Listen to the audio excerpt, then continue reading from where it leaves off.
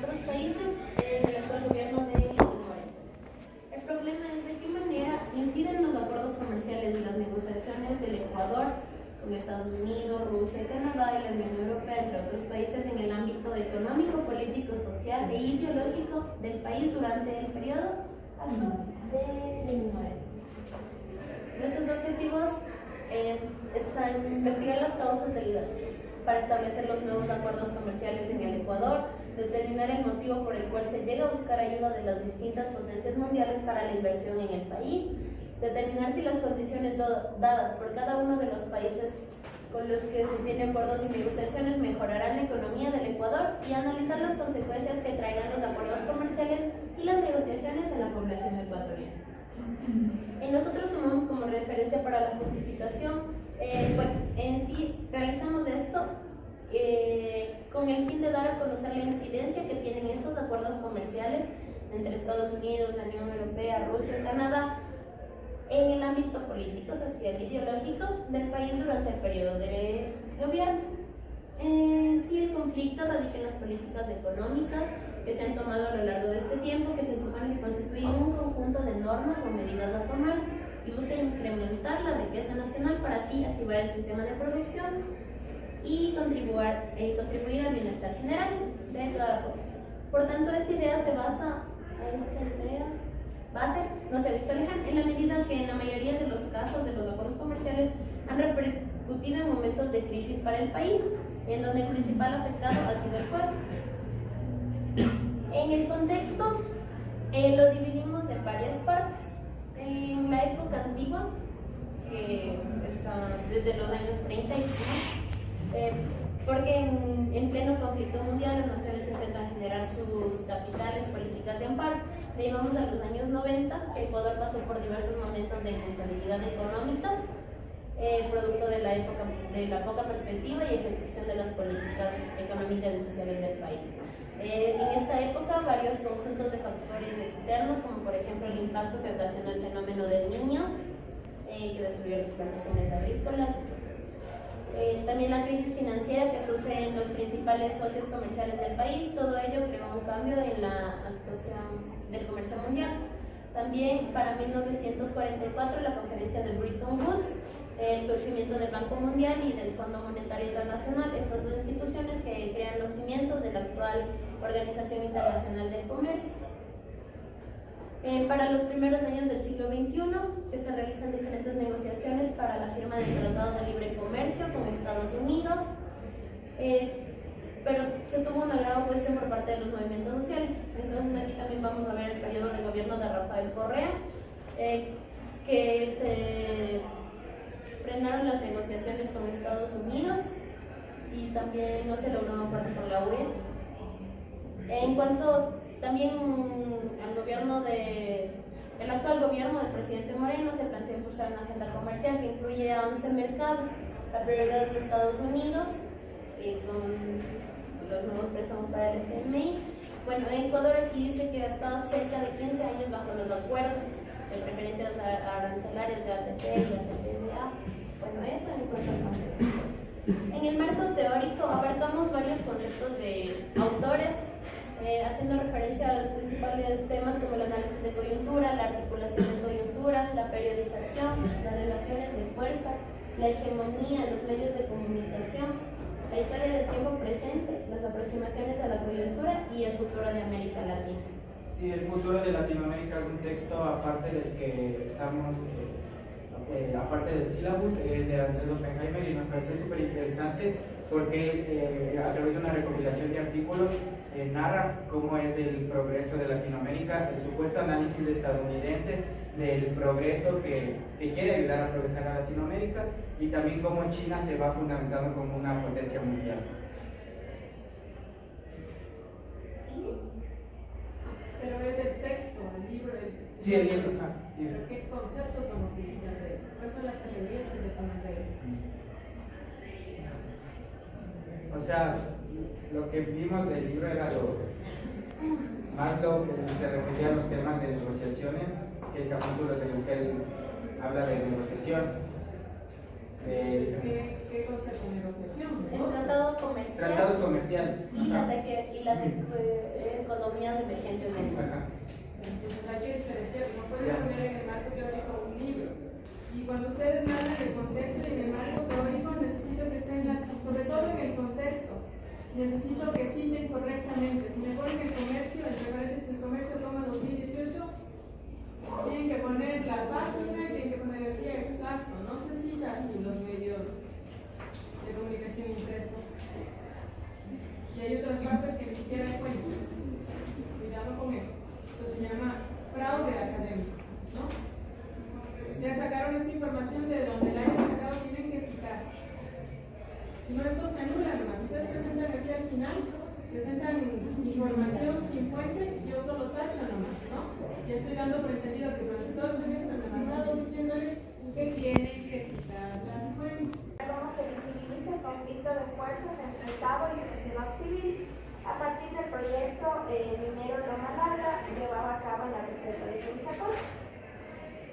Nuestro objetivo general es analizar la situación coyuntural y la confrontación de fuerzas que se ha generado entre el Estado y la sociedad civil a partir del proyecto Loma Larga.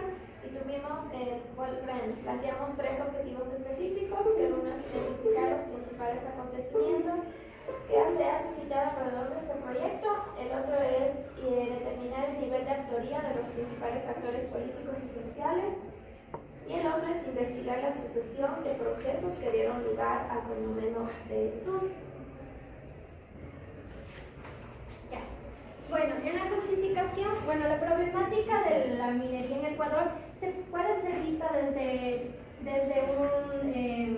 una cita de Hugo Faz, en la que dice que la historia presente es la que está en la inmediatez. Sin embargo, también se observa desde algo mucho más amplio o orgánico.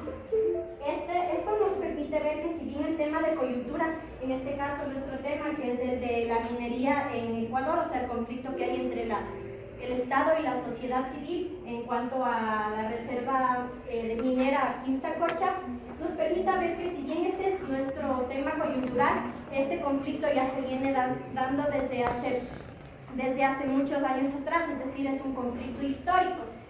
Por lo tanto, dado esta explicación, el análisis es pertinente debido a que se retoma un tema coyuntural y es relevante en cuanto remonta a un conflicto histórico mediante la coyuntura que es el conflicto de Quimsacocha. Ya, bueno, en todo esto hay un marco extractivista, es decir, que el país se encuentra en un nivel de dependencia con empresas a los que se han otorgado concesiones de pozos petroleros y en este caso reservas mineras. Por lo tanto, lo que hace viable este proyecto es tanto el tiempo que vamos a analizar y también porque permite observar un momento de crisis que genera una coyuntura y que se ubica dentro de un fenómeno orgánico. Ya, a ver, dentro del contexto general, nosotros tuvimos que remitirnos a la década de los 70 para poder comprender este quiebre de la economía cuando se pasó de una economía agraria a una economía enfatizada en el extractivismo. Entonces, siguiendo esta línea, primero se daría una economía basada en el cacao, luego en el banano y luego en el petróleo. A raíz de la crisis del banano, como ya les decía, se pasa a una explotación del petróleo y Ecuador empezó la explotación del petróleo en 1925 en Santa Elena por la empresa inglesa Anglo. Y en el gobierno nosotros tomamos como referencia 4 fases porque es como que acaparaba muchas cosas ir desde los 70. Entonces nuestra primera fase fue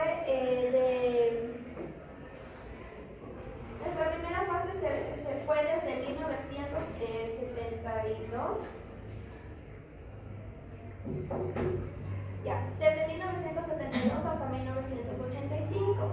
Aquí pusimos a relevancia que en el gobierno de Velasco Ibarra se encuentran nuevas reservas petroleras en el nororiente del país, y es así como se inicia una política de reinvención en las concesiones petroleras, la cual deviene de una expedición de la Ley de Hidrocarburos del 27 de septiembre de 1971. Luego pasamos a una segunda fase. Luego pasamos a una segunda fase que es de 1986 a 1999. Aquí Estados Unidos logra una ruptura con la OPEP, que es la Organización de Países Exportadores de Petróleo, y los precios descienden abruptamente y se mantienen así por un periodo largo. Ya para 1990 la empresa Petroecuador se debilita por reformas legales y que limitan sus opciones de inversión. Y ya estamos casi. Bueno, como tercera fase tenemos desde el 2000 al 2005. Esta época se caracteriza por la dolarización del gobierno de Yamin Bagua, en el que el PIB creció en un promedio anual del 4.52, mientras que el PIB específicamente petrolero llegó a 3%. Entonces esto es como que la dolarización fue una creciente en lo del petróleo. Como cuarta fase tenemos desde el 2007 al 2019, específicamente del gobierno de Rafael Correa, en donde se quiso realizar como que cambios sociales, cambios políticos, hacia una modernización capitalista con el fin de llegar a un modelo empresarial de desarrollo mediante la aceleración económica. Aquí se ve un incremento del proceso extractivista. Ya, bueno, dentro del marco teórico nosotros utilizamos varios conceptos, como por ejemplo el de coyuntura, que es que nosotros utilizamos para comparar lo que dicen primero los cuatro principales autores que hemos visto en la cátedra, que son Elio Gallardo, Insep, Osorio y Portantiero. Además de eso, vimos también el análisis de coyuntura como parte esencial para el marco teórico, igual de la misma manera con los conceptos que proporciona Gallardo, Insep y Portantiero. Utilizamos la relación de fuerza porque recordamos que nuestro tema se basa en la relación de fuerza entre el Estado civil y el gobierno de Lenín Moreno. Entonces, por lo tanto, también usamos este concepto que en parte nos proporciona Portantiero citando a Gramsci y Elio Gallardo. Además, el de estructura, que es importante entender para que nosotros podamos comprender cómo funciona el Estado a partir de la estructura, y también tenemos el concepto de superestructura. Además, también contamos con los conceptos del movimiento orgánico y el movimiento coyuntural, en donde nosotros podemos recordar que nosotros en nuestro proyecto estamos abarcando una línea de tiempo amplia, que empezaría, como les comentaron anteriormente mis compañeras, el contexto 1970, la época agraria, luego empezamos a ser más extractivistas, más petroleros, y a la actualidad que estamos viendo nuestro problema en Quimsacocha, y nuestro detonante específicamente es la última reforma que se dio a la ley minera. Entonces, el movimiento orgánico sería este de larga duración y el coyuntural en donde nosotros vemos que existe esta coyuntura. Finalmente, el de Estado y el de sociedad civil, que son parte de, como les mencioné anteriormente, de nuestro proyecto. Ya. Gracias. ¿Preguntas? ¿Por qué plantean las cuatro fases? ¿Qué criterios han utilizado para marcar esas fases previas? Nosotros escogimos esas cuatro fases porque era como que los puntos más claves de la historia. Supongo que en 1972 es cuando se dio el primer boom petrolero, luego pasamos ya a 1985 al 99, que es también Esas son como las fases previas a lo que fue el comienzo del extractivismo. Por eso lo planteamos así, comparado en el contexto de cómo surgió esto de los proyectos extractivistas y todo eso que ahora están pasando bastante.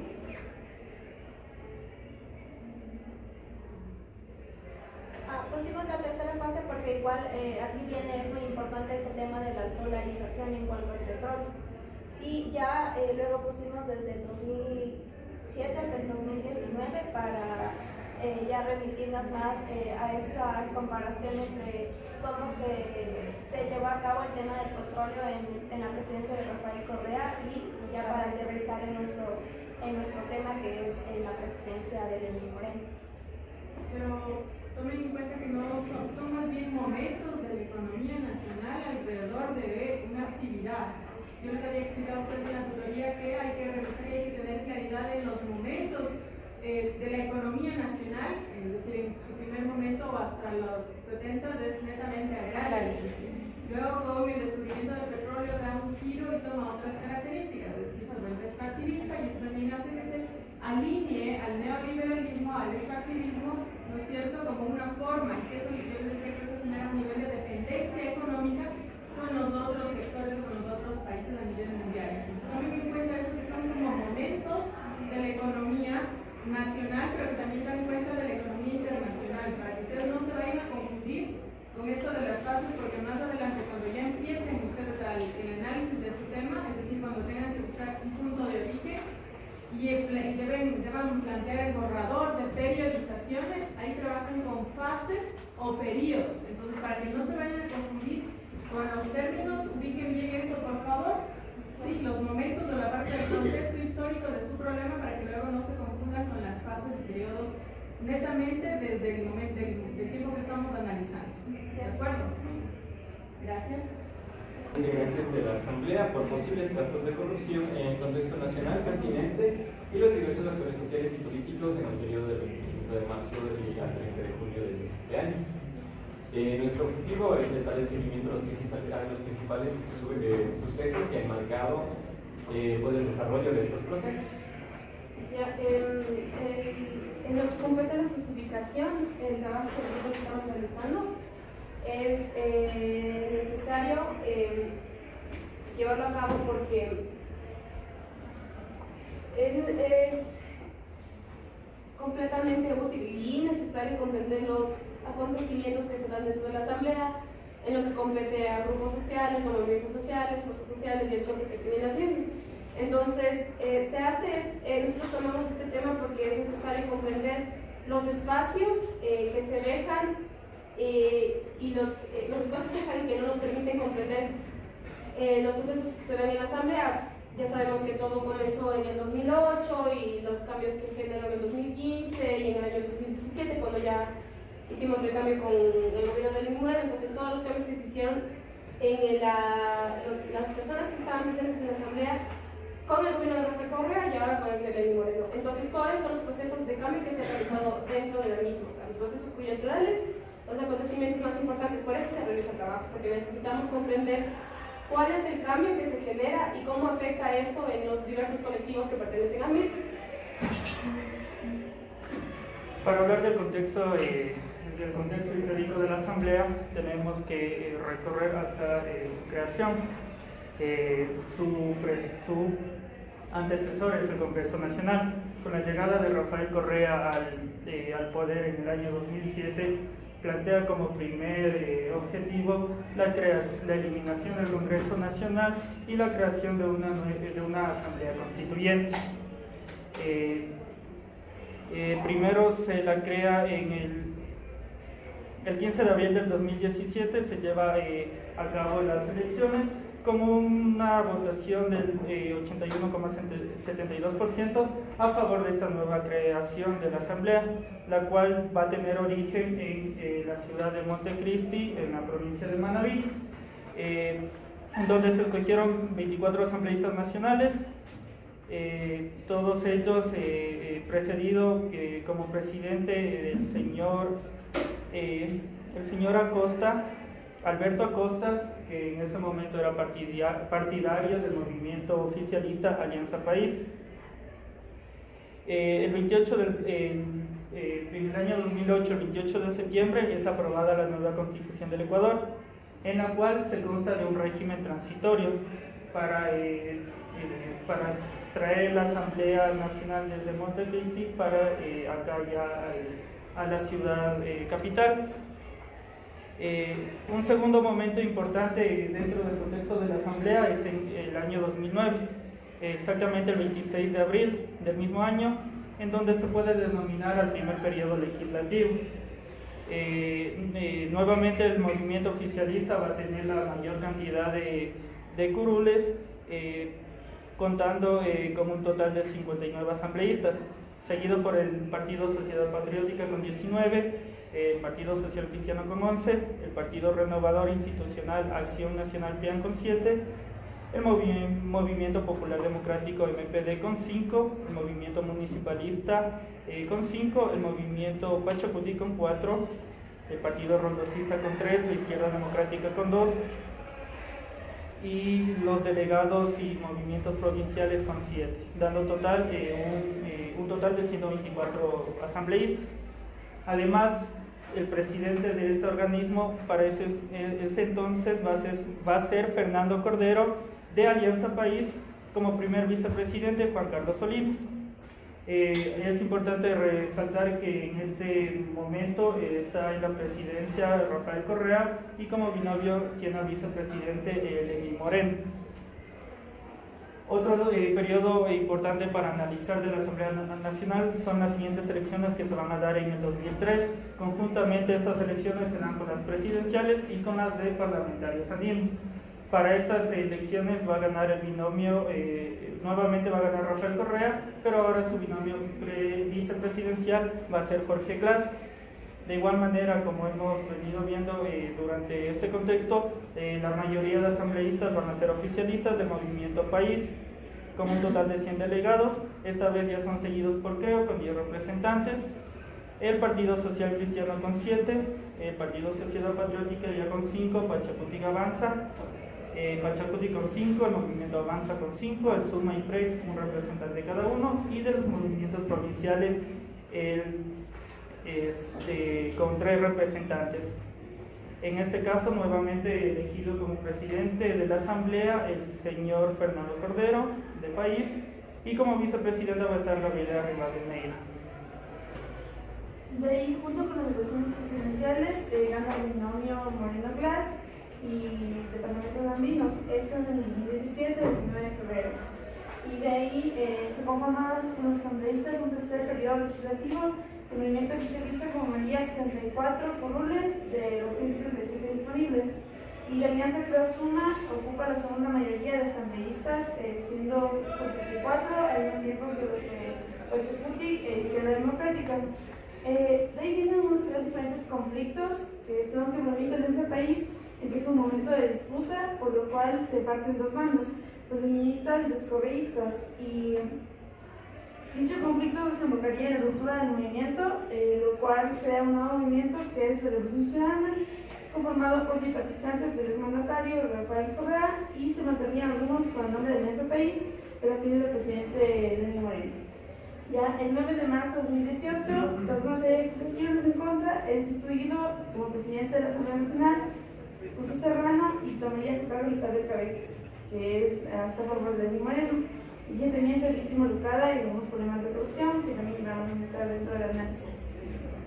Nosotros compartimos algunas categorías que todos vamos a tener generales, como es la coyuntura y el análisis de coyuntura, pero en nuestro tema específico, que es correlación de fuerzas, y al ser en un espacio concreto, claro que a partir de la Asamblea va a haber ramificaciones a otras entidades estatales, pero concretamente trabajamos con la Asamblea, por lo tanto nos pareció importante rescatar espacios, actores, acontecimientos y la correlación de fuerzas, que son las categorías importantes para nuestro análisis. Más allá de que, como les digo, compartimos coyuntura y análisis de coyuntura, que creo que es algo que va a ser categorías generales para todos los temas. Y por último también rescatamos estructuras y superestructuras, las categorías máximas. Entonces, eso es lo que nosotros tenemos en nuestro marco teórico. Nuestro tema es el impacto al político, social y económico de las medidas impuestas por el préstamo solicitado del FMI. Nosotros hemos escogido este tema porque nos parece un hecho coyuntural que revela las alianzas de clase que existen entre el gobierno ecuatoriano y el FMI. Esto tiene un impacto preocupante en los derechos humanos y afecta directamente a la economía del país. Es por eso que es necesaria la evaluación crítica del impacto de estas medidas para el enriquecimiento académico y el entendimiento de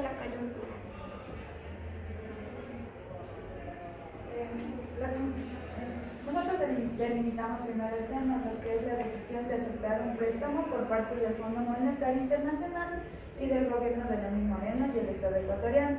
Este préstamo gira, nosotros debemos desde lo que gira alrededor de los acuerdos e impactos de las medidas económicas impuestas por este ente, que son a nivel económico, social y político.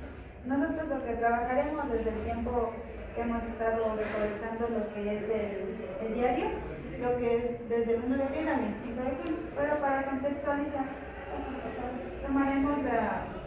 tomaremos desde el año 2000, donde es donde hay la dolarización, cambiamos de lo que es del sucre al dólar, y es un cambio muy drástico, se podría decir, ¿no? Y las cosas que impone el Fondo Monetario Internacional en medidas económicas igualmente cambian drásticamente. También escogimos el contexto de la dolarización para centrarnos más en bastante el impacto que va a repercutir económicamente, ya que nos encontramos en un momento dolarizado. Para eso hemos tomado en cuenta desde el 2000 con el presidente Gustavo Noboa, que realizó uno de los préstamos del FMI, y también debemos tomar en cuenta que cada uno de los préstamos del FMI de los periodos que hemos seleccionado tienen estas cartas en la cual imponen ciertos requisitos al país.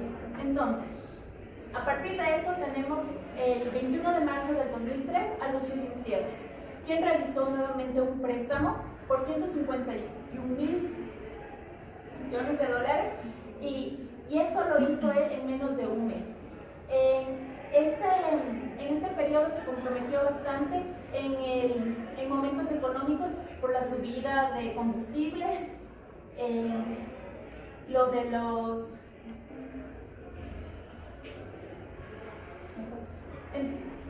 prácticamente esto pasó que Lucio Gutiérrez no terminó su mandato debido a los problemas económicos que había. Cuando pasó esto, pasa a la presidencia el 20 de abril del 2005 Alfredo Palacios, quien tomamos algo como fundamental, es que él dentro de su gobierno tenía como ministro de Economía a Rafael Correa, el cual realizaba actividades que permitía que este gobierno se aleje un poco del Banco Monetario y del Fondo y del FMI, lo que provocó que él se aleje del gobierno de Palacios. Cuando terminó esto, sabemos que a la presidencia acudió Rafael Correa. Cuando él acudió, hubo una ruptura entre el Ecuador y el FMI, y ahora nos parece importante el ver cómo, luego de que en el periodo de Rafael Correa se realiza esta ruptura con el FMI, nuevamente volvemos a caer en los préstamos realizados por el FMI, en el cual hemos tomado como consideración que en la carta de intención se va a afectar prácticamente en momentos económicos, laborales y de seguro social. Y algo que ya hemos visto y lo hemos retomado un poco por las noticias que hemos ido recolectando, es que ya se han ido viendo los impactos tanto a nivel laboral como a nivel de seguro social.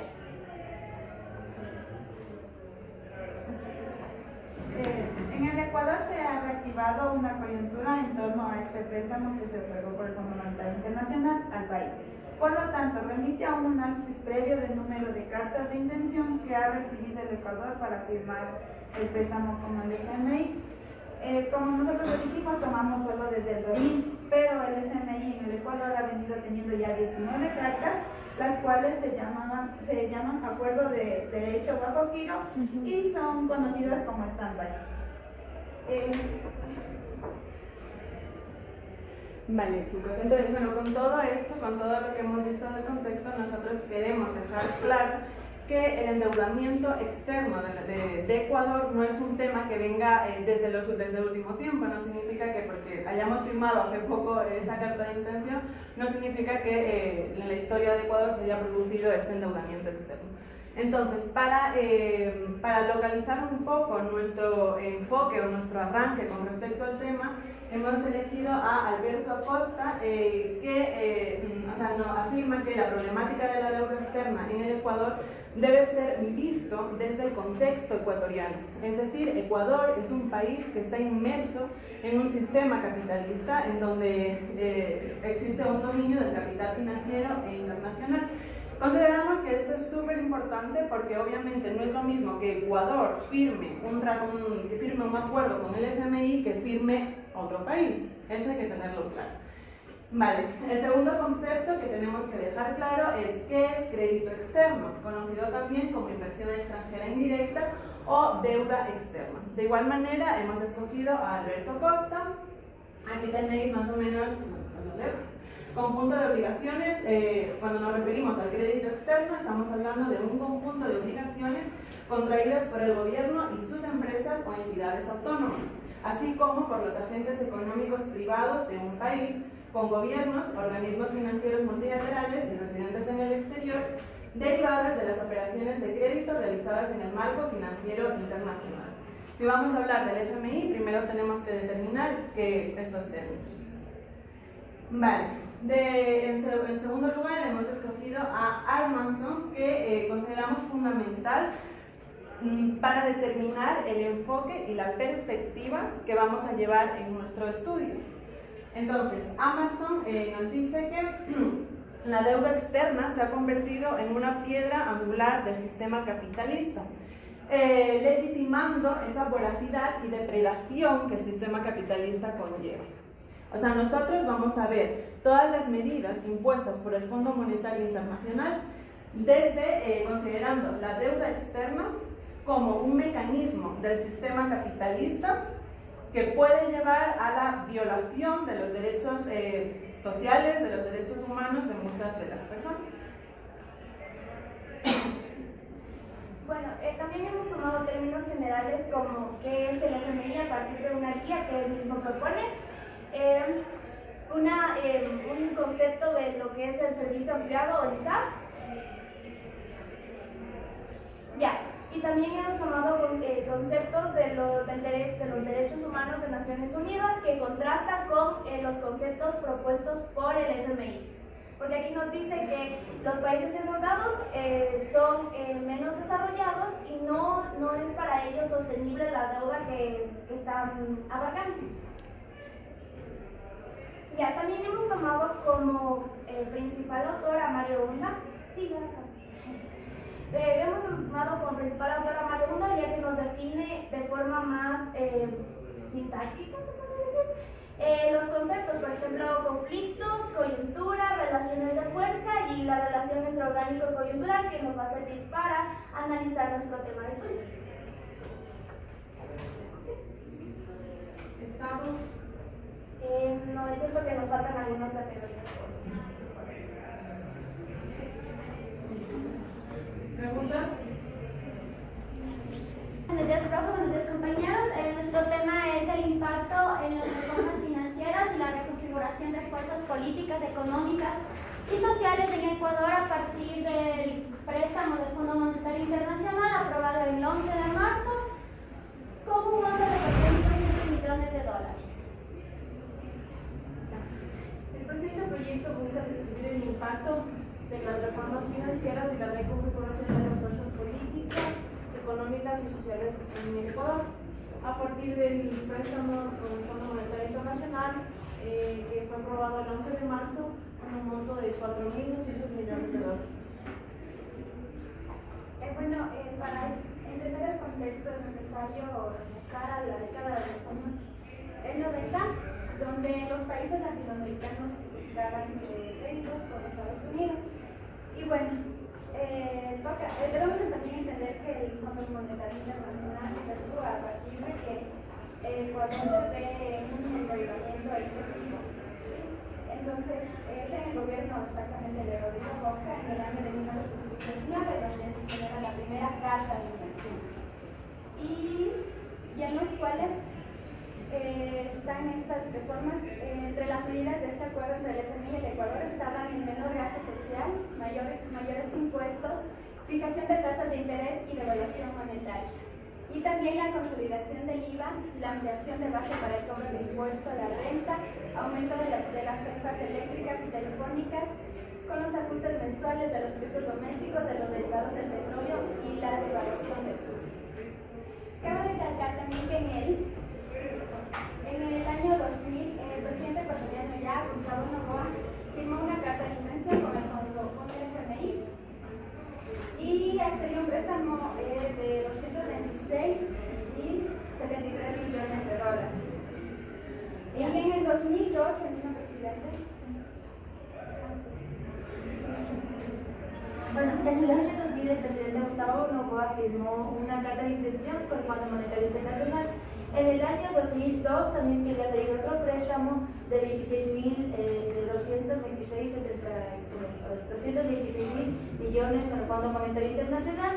En octubre, antes de hacer su salida en el año 2002, él quería buscar otro préstamo, pero lo que habían dado unas declaraciones diciendo que el Fondo Monetario Internacional lo que quiere es meterse dentro de los países y poner sus reglas.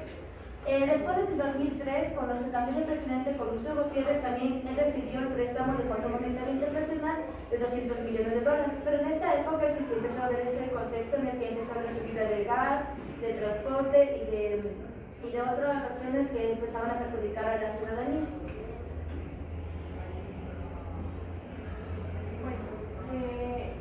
Después de la época denominada correísmo, ¿no? En esta época se desarrolla un enfrentamiento de las relaciones entre el FMI y el Ecuador.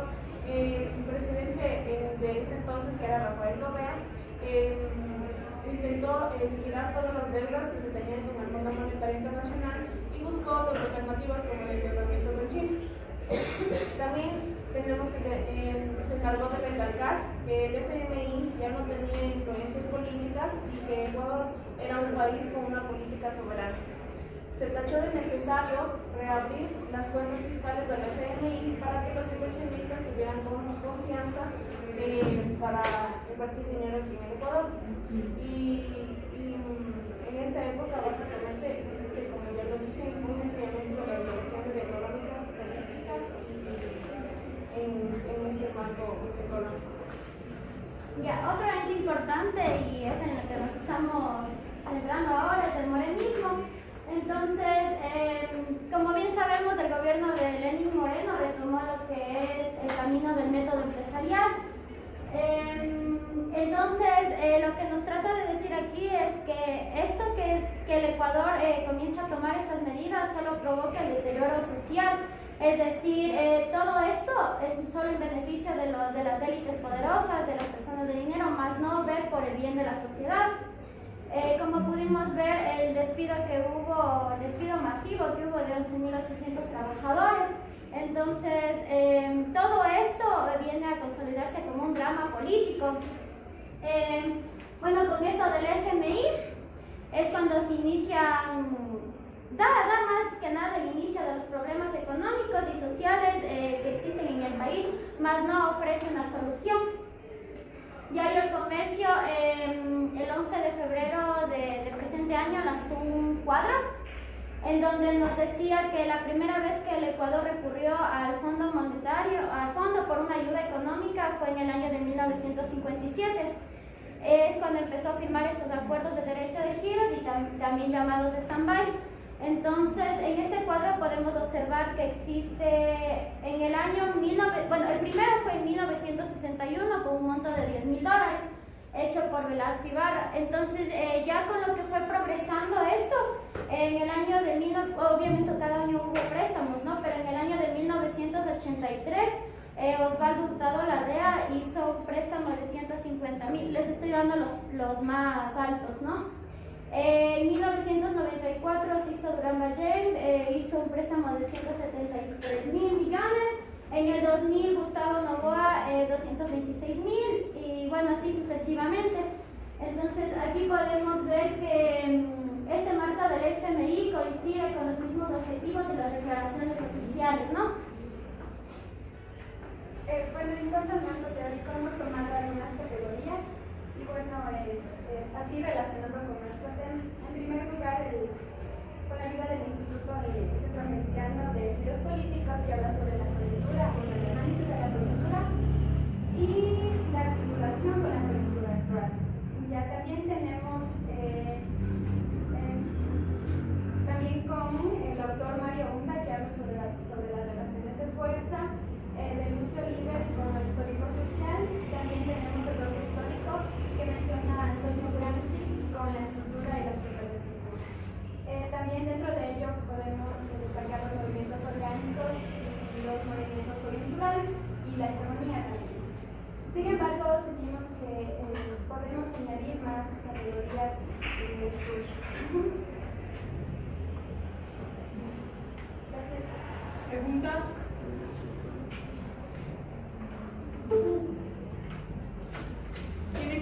además de esa justificación en un párrafo, además ustedes lo están presentando como respuesta a un objetivo. En un párrafo no se explica, y de hecho la pertinencia, la relevancia y el aporte de su investigación o de su tema de investigación en el taller de justificación.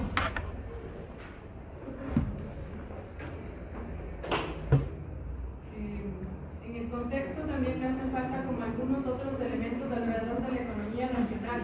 Ustedes me están hablando de los 80 más o menos con Rodrigo Borja. Deberían entender o deberían ubicarnos a nivel primero general y macro cómo en América Latina entra el neoliberalismo, en qué fecha, en qué momento histórico y con qué acciones. Y por qué los gobiernos de Ecuador, sumados a los de América Latina, se alinean a esa postura neoliberal. Igual entender al FMI cuando empieza a generar ese nivel de injerencia en América Latina, en qué contexto general, para luego ir aterrizando las economías nacionales. ¿En qué momento Ecuador empieza a pedir préstamos al FMI y al Banco Mundial? Eso tendrían que rastrear con claridad. Para el otro grupo también está trabajando con el FMI, tienen que rastrear cuándo fue la fecha o en qué gobierno, en qué periodo se ubica el primer préstamo, relación económico-comercial con el FMI y el Banco Mundial. ¿Cuáles son las características de estos préstamos, de estos vínculos económicos? Y de ahí en adelante ustedes levantan como la cronología en términos de fechas y periodos que ustedes van ubicando en qué gobiernos hasta llegar al gobierno de Lenín Moreno. ¿Sí? Para que puedan ustedes tener mayor claridad y puedan rastrear el punto de origen, cuando origina el punto de observación de su investigación actualmente. Pero necesitan tener el contexto mucho más claro, mucho más desarrollado. Si lo tienen escuetamente, se van a perder, no se van a entender. ¿Ya? No se van a entender por qué ahora Ecuador vuelve a alinearse, ¿no es cierto? Como en un giro, les decía yo, porque los países como Brasil, Chile, Argentina, Colombia entraron nuevamente en esa dimensión de realinearse a las políticas del FMI y del Banco Mundial. Luego de una época de casi 10 o 15 años en las que se habían alejado, ¿no es cierto? No es que se cortó, solamente se alejaron, pero digamos que nuestras responsabilidades económicas seguían dependientes, porque todavía había dinero que teníamos que pagar de los préstamos anteriores. ¿Sí se entiende eso, cierto?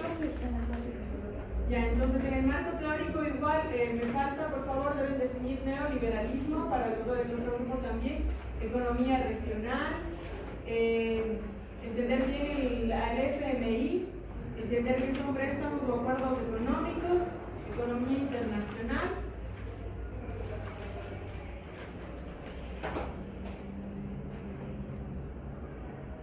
Intervencionismo también.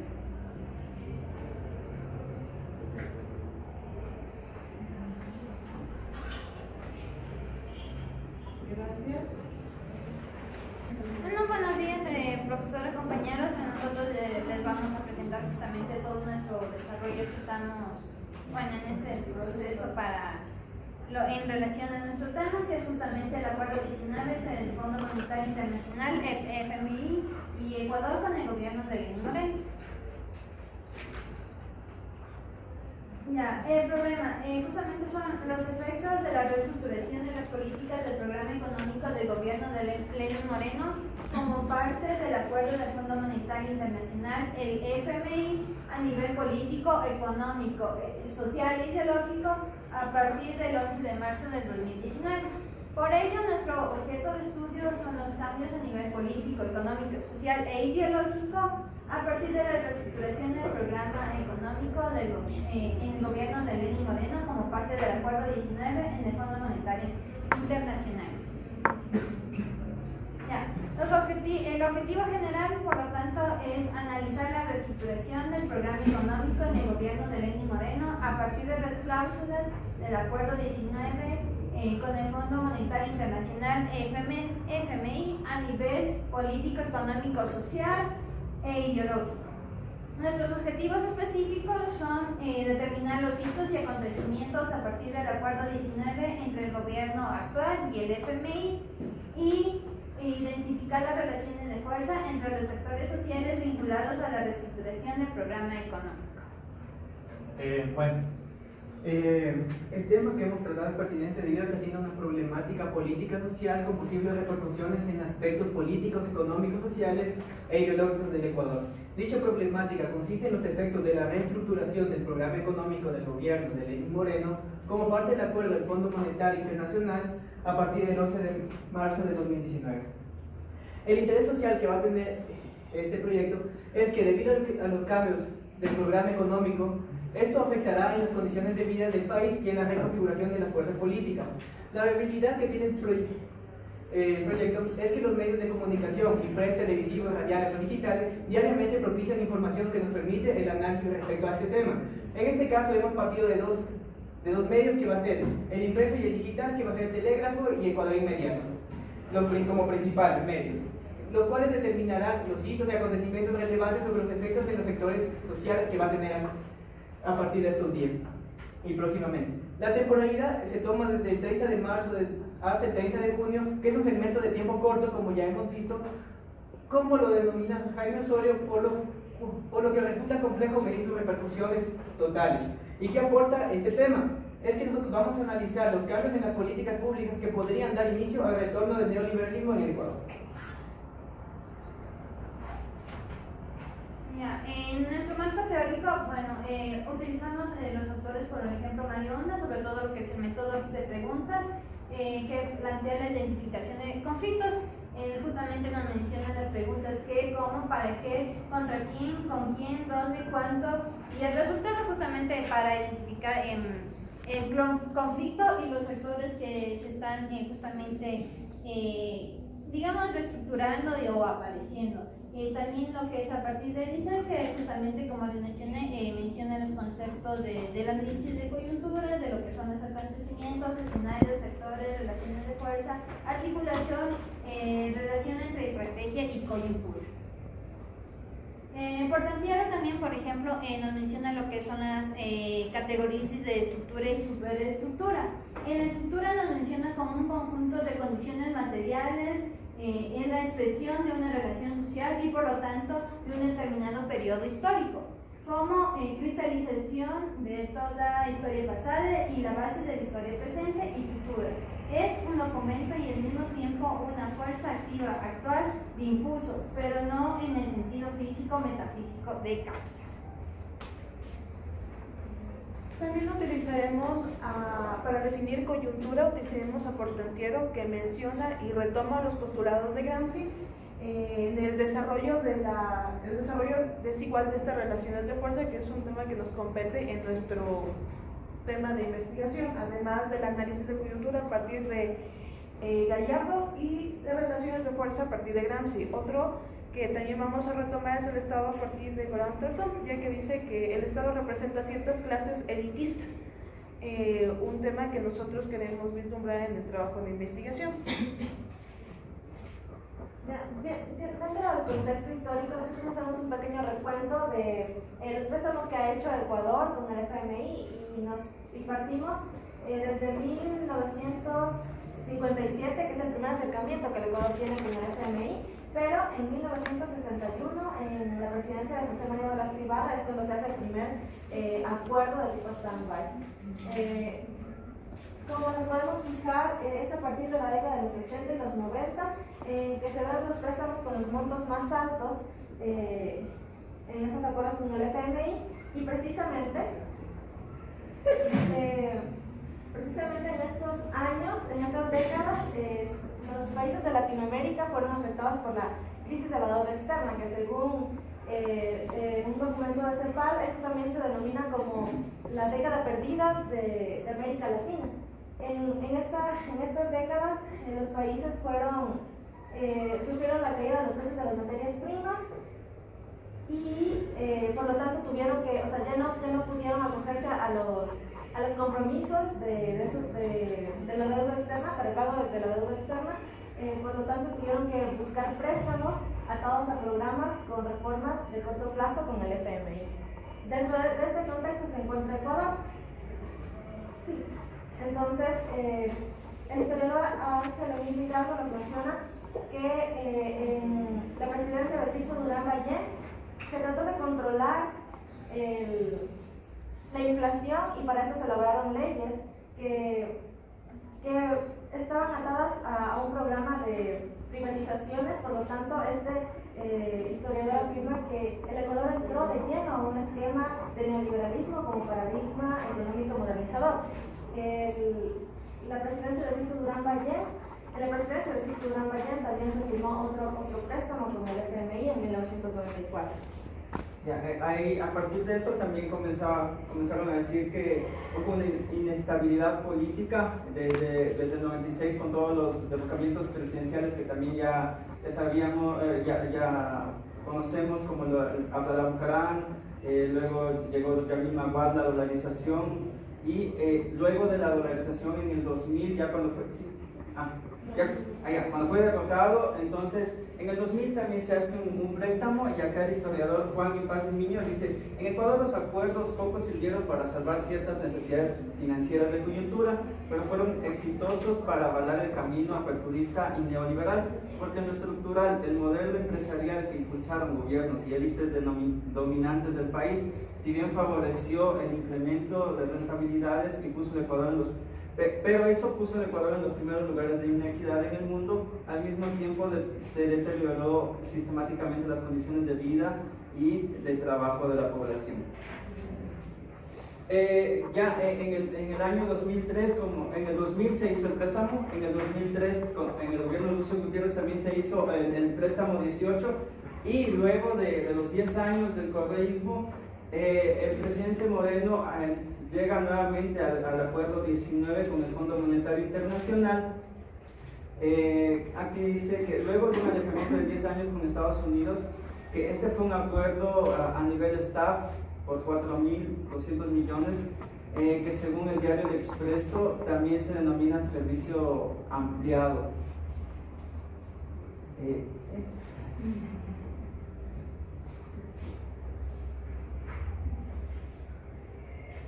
A ver, ustedes tienen elementos de la justificación que deberían ir en la metodología. La justificación no tiene por qué decirme qué medios van a utilizar y las fechas y cómo lo van a hacer. Eso es la metodología.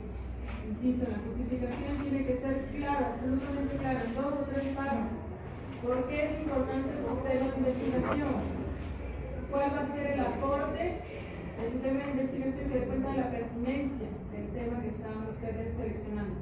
En el marco teórico les hace falta algunas categorías que ya dije para los grupos anteriores que también están trabajando sobre FMI, y no me queda claro por qué ponen esta definición del diccionario de la Real Academia de la Lengua.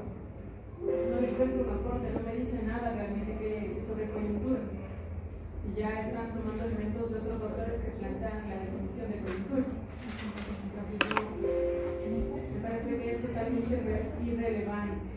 En el contexto histórico igual sacan notas ustedes de información de prensa, pero sin fechas exactas.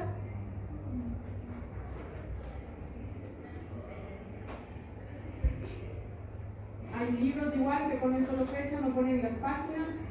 Tienen que citar súper bien.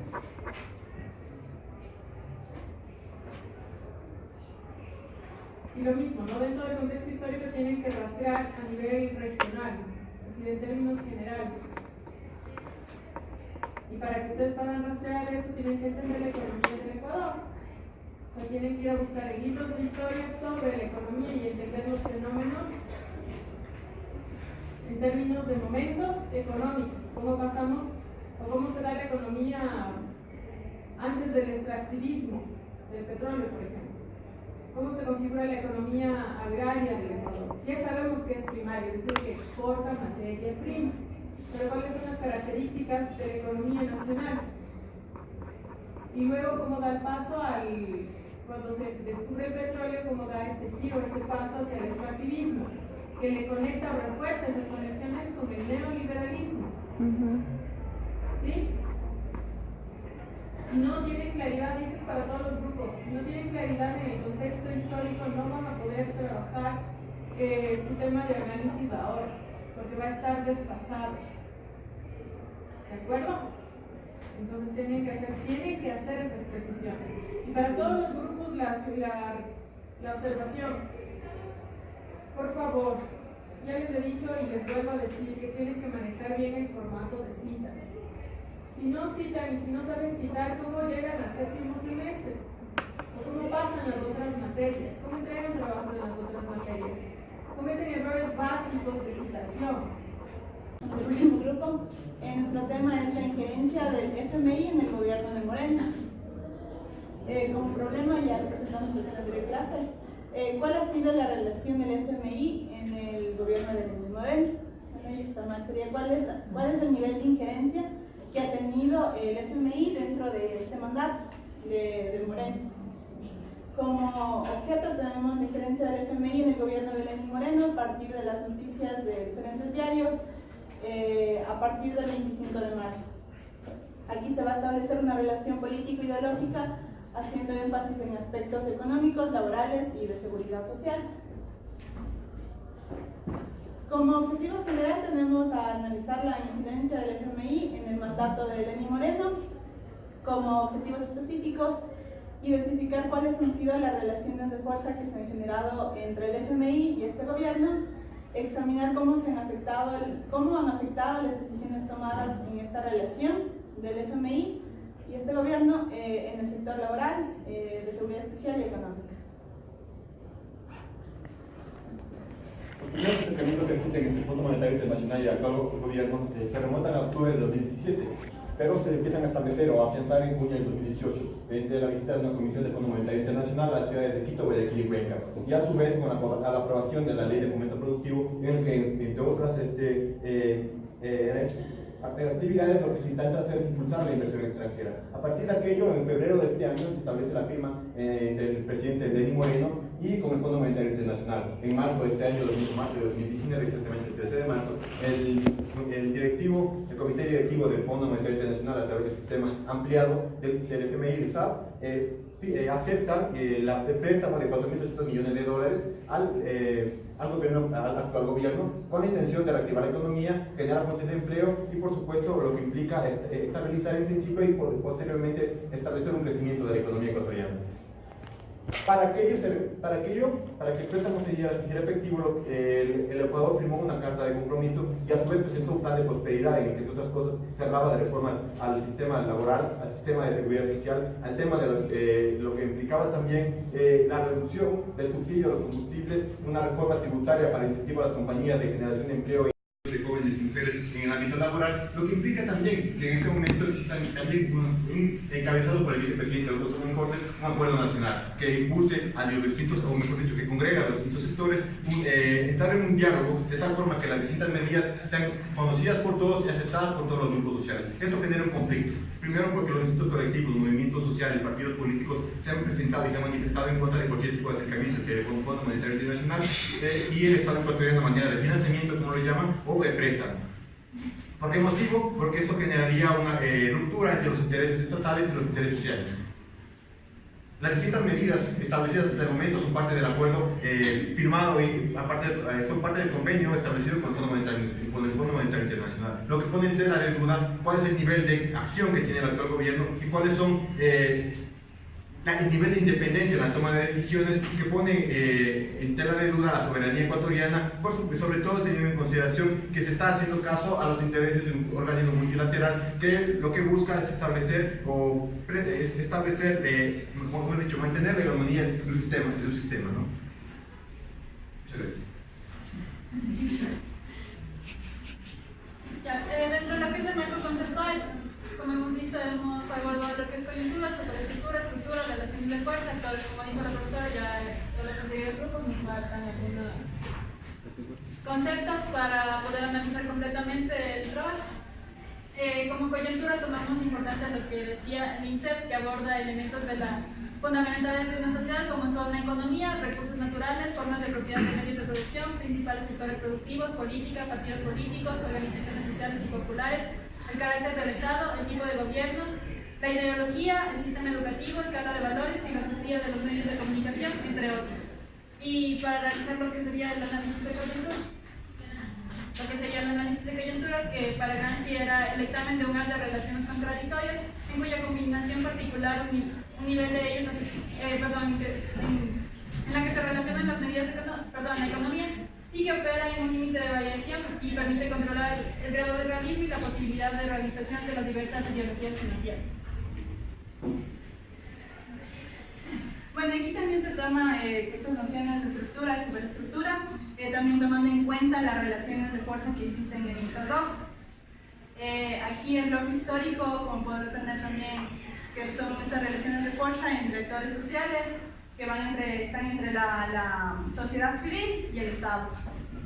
En la sociedad civil encontramos diferentes actores, como pueden ser partidos políticos, empresarios, estudiantes, diversas cosas que hemos encontrado a lo largo de que todos hemos estado realizando esta recopilación de información. Estudiantes también se hacen presentes.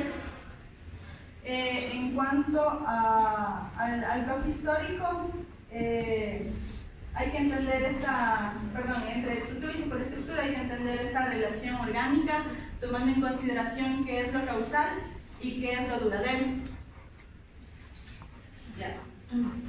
Finalmente, tomamos lo que son los actores y las relaciones de fuerza, sabiendo que es menester mencionarlo y también vinculándolo un poco con los objetivos que tenemos, debido a que vamos a analizar la FMI y la afectación que ha tenido en diferentes espacios. Entonces, recordamos con las discusiones de los compañeros que actores no se limitaba solo a un sujeto social, sino podían ser instituciones, podrían ser partidos, puede ser este sujeto abarcado que tiene un papel dentro de esta sociedad.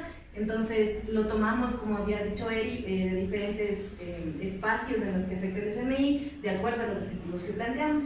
Y por supuesto va las relaciones de fuerza, ¿no? Que si es que hay algunos actores que no solo son sujetos sociales, sino también pueden ser instituciones o representaciones de diferentes partidos, siempre va a haber relaciones de confrontación, de coexistencia, de cooperación, y aquí es donde entran las relaciones de fuerza, como que hemos visto. De igual manera se relaciona con nuestro tema, debido a que, como sabemos, actualmente el FMI se ha vinculado en el país, en la base estructural de nuestro país, entonces desde abajo va afectando cada vez más. Entonces, como muchos de ustedes estamos de igual manera analizando los diferentes espacios, decidimos tomar las relaciones de fuerza como parte del marco conceptual. Y citamos también, tomamos ambos del texto de INSEP, aparte de Gramsci, dividiendo lo que es las relaciones de fuerza sociales, políticas y las militares que afectan también.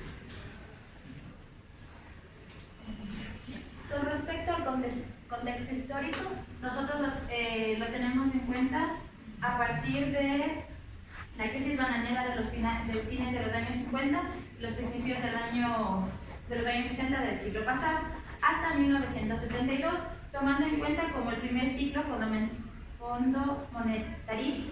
Después aparece esta crisis con la deuda externa en 1982 hasta el 2007, donde es el segundo ciclo Cuando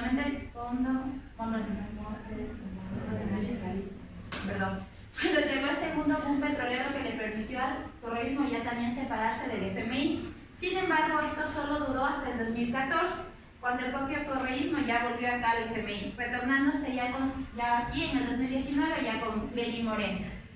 Prácticamente en todos estos dos ciclos que hubo, el Ecuador tuvo 18 préstamos de stand-by con el FMI. Pero ya durante el gobierno de Rafael Correa en el 2008, el FMI ya suspende sus revisiones anuales de la economía del país y acá retorna en el 2014 con el reinicio de la revisión regular de los bonos soberanos. Pero pese a esto todavía seguían rotas las relaciones con el FMI, pero aquí durante la emisión de estos bonos ya se termina consolidándose este crédito por 364 millones de dólares obtenidos por el propio FMI. En julio ya del 2016, ya con lo del terremoto, es donde vuelve el correísmo al FMI, y después tenemos ya con Lenín Moreno a partir del 2017, que mi compañera les va a explicar. Bueno, para poder entender un poco mejor lo que pasa en nuestra coyuntura nacional actualmente, pusimos algunas fechas que nos ayudan a determinar cómo está interfiriendo o cuál es el nivel de injerencia que está teniendo el FMI con nuestro país y con el gobierno, obviamente, de Lenín Moreno. Empezamos desde el 13 de febrero de 2019. ¿Por qué? Porque en esta fecha se va a empezar a crear una emisión con el Fondo Monetario Internacional, Esto se va a desarrollar aquí en Quito y también aquí se van a profundizar los diálogos entre el gobierno y el Fondo Monetario Internacional. Pero no solamente está interviniendo aquí el Fondo Monetario Internacional, sino que también está interviniendo el Banco Mundial y también el Banco Interamericano de Desarrollo. O sea, también se está como que buscando conectar con este tipo de entidades económicas, no solamente con el FMI. Ahora, ¿qué pasa en el 19? En el 19 de febrero también pasa un hecho bastante que tiene presencia aquí en el Ecuador, en el cual en el transcurso de este día el Ecuador ya se puso en diálogo con el Fondo Monetario Internacional. Aquí ya hablaron directamente y aquí el principal objetivo era concretar un acuerdo financiero en millones de dólares, los cuales iban a ver posteriormente después del acuerdo. También hay que poner en claro que en este punto las relaciones con el FMI no solamente es con el gobierno ecuatoriano, sino que también también quieren entrar en conversaciones con las cámaras de industrias y de comercio de Quito y de Guayaquil, no solamente con el gobierno. Ya, y para el 20, aquí ya, para el 20 de febrero de 2019, ya el Ecuador alcanza un acuerdo con el Fondo Monetario Internacional. El presidente Lenín Moreno había anunciado que tras este acuerdo se había pactado un total de 4.200 millones de dólares en un periodo de 5 años. Aquí va a haber una tasa de interés también que puso el FMI, que es el 5%, en un periodo... El contexto histórico es histórico, a nivel regional y a nivel nacional. Ustedes entran a detallar ya desde el 19 de febrero, ¿de qué me están hablando? En la parte del contexto histórico les dan 2 párrafos, solo 2 párrafos de ideas así muy generales y amplias, y no entran a hablarme del marco regional para entrar a lo nacional. Está bien lo que están exponiendo las fechas y los acontecimientos, pero eso ya es parte de mi primera fase, de lo que va a ser mi primera fase. No es contexto histórico. El contexto histórico yo necesito saber qué pasa en el siglo XX, mínimamente en la segunda mitad del siglo XX, para poder acercarme a mi problema. ¿De acuerdo? Revisen sus fuentes, no tengo nada de literatura revisada para el contexto histórico, no sé cómo lo construyen. Bien. Una puntualización, por favor. Yo les había dicho en la primera clase que no necesito el uso de teléfonos en el aula. El hecho de que yo no les diga cada vez que les veo en sus teléfonos no significa que no me dé cuenta. Entonces, si ustedes no desean estar aquí en la clase o quieren chatear como Karen lo hace todo el tiempo, o como Paulina, o como otros y otras compañeras, solo les aviso que la siguiente vez que yo les vea con el teléfono, les voy a pedir que se lo tiren del hombro. Mejor se van al patio, se van a las gradas y chatean con calma. Y no interfieren en la clase, no me interfieren a mí, porque a mí sí me molesta, a mí sí me choca y me interrumpe. Porque ustedes no deben de ver que mientras exponen yo estoy colgada en mi teléfono, whatsappeando o viendo cualquier otra cosa que sea más importante. ¿No es cierto? Entonces eso se llama tener un mínimo de sentido común. Si ya les he dicho que no celulares en el aula y siguen insistiendo, pues entonces mejor retírense del aula y vayan a hacer lo que tengan que hacer por fuera. Igual a la gente que pasa en computador, ¿no? Si no vienen, si traen a preparar recién las diapositivas acá en el aula, no funciona de esa manera. Evitémonos líos, evitemos malos momentos y malos ratos, por favor. Si no traen sus trabajos completos, no entren, no presenten, no se hagan lío y no generen conflicto. ¿Ya? Hay otra gente que sí trae las cosas, que sí quiere, así sea 1 o 2 o 3 personas que quieran venir a la clase y escuchar la clase, pues déjenme con la 1 o con las 2 personas. Capaz hasta trabajo mejor, porque tener que lidiar con 38 personas y de que de las 38, 35, 36 no quieran estar acá, lo siento, no es mi culpa. Yo no les he obligado a que vengan acá. Como adultos que somos, después decidir si no les gusta, mejor retírense. Denle de baja la materia, cámbiense con otros profesores y déjenme trabajar. Si se queda 1 o 2, tengan por seguro que hasta trabajo mucho mejor y doy mucho más a esa una o dos personas que se quedan. Y no estoy tratando de controlar a 38 personas que no quieren estar aquí, ¿no es cierto? Entonces ya somos adultos y si nos damos cuenta de eso mejor, sean libres, tomen sus propias decisiones y no amarguen el espacio de la clase. Voy a repartir los exámenes para que califiquen ustedes mismos. Luego que califiquen, ponen por favor aquí abajo o al lado de la firma, ponen calificado o revisado por sus nombres y entregan a la persona de quien es el examen. La persona que recibe su examen revisa y por favor me entregan esto.